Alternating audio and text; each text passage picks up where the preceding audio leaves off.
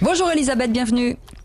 Bonjour Cécile, bonjour à tous. Oui, alors Elisabeth, à l'Élysée, on songe à créer un mémorial pour les victimes du Covid-19. Je veux dire plutôt que de la Covid. Bon, même si vous voulez le féminiser. Vous êtes un rebelle, c'est oui. Très bien.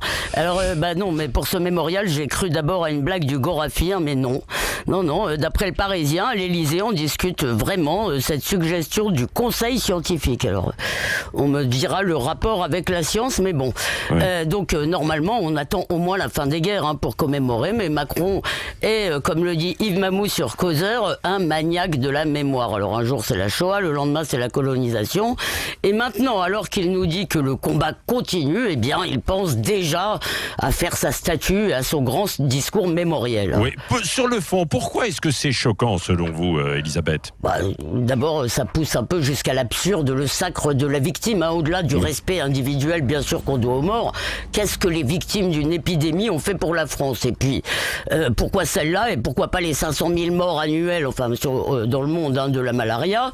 Et puis, quid des victimes des accidents de la route ou de l'alcoolisme ? Alors, à la fin, je serais tenté même de réclamer un mémorial pour ceux qui, n'étant victimes de rien, comme votre servante, pourraient bien se sentir discriminés. Oui, on rend bien hommage aux victimes de la Shoah, de l'esclavage, du terrorisme, Elisabeth. Eh bien justement, tout est là. Parce que d'abord, ce sont les victimes d'entreprises humaines. Le coronavirus n'a pas de conscience et pas de partisans à ma connaissance. Honorer les victimes de génocide, c'est proclamer notre aversion pour les idéologies qui les ont rendues possibles. C'est affirmer en quelque sorte nos préférences morales. Et là, on passe un peu du ridicule à l'indécent parce que, comme vous l'avez noté, finalement, il s'agit toujours de plaquer sur les événements la même grille de lecture, c'est la lutte contre le nazisme. Alors, il y a un conseiller d'Emmanuel Macron qui est cité dans le Parisien, voilà ce qu'il dit. L'esprit de résistance, c'est un fil rouge de sa politique mémorielle qui prend une saveur particulière en ce moment. Ah bon ?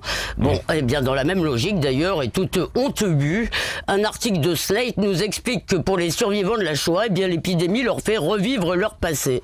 Alors, en sens un peu inverse, sur les réseaux sociaux, on assiste aussi à un accès d'imbécilité sur le thème « C'est pas un mémorial qu'il nous faut, c'est à Nuremberg » et je vous laisse deviner bien sûr qui jouerait le rôle des nazis. Bon, en conclusion, finalement, quel est l'intérêt de cette idée ?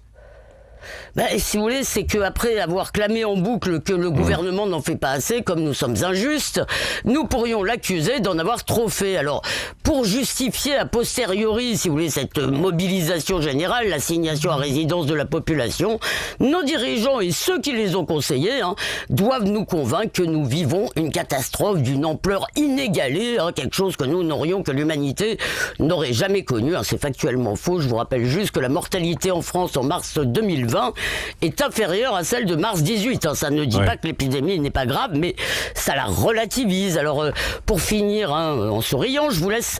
Il faut imaginer maintenant la devise qu'on inscrira sur ce monument aux morts. Alors, je vous lis des malicieuses de François Sureau, que personne ne bronche. Oui. Bon, écoutez, sur les réseaux sociaux, Elisabeth, on est un peu de votre avis, parce qu'on pose cette question ce matin. Est-ce que c'est une bonne idée ? Est-ce que c'est une bonne idée ? Non, mais ce mémorial pour les victimes du Covid-19, bonne idée ou idée complètement décalée, qui n'a pas de sens, à 91%, c'est hors sujet pour les auditeurs qui votent sur Twitter et également sur Facebook, Cécile également.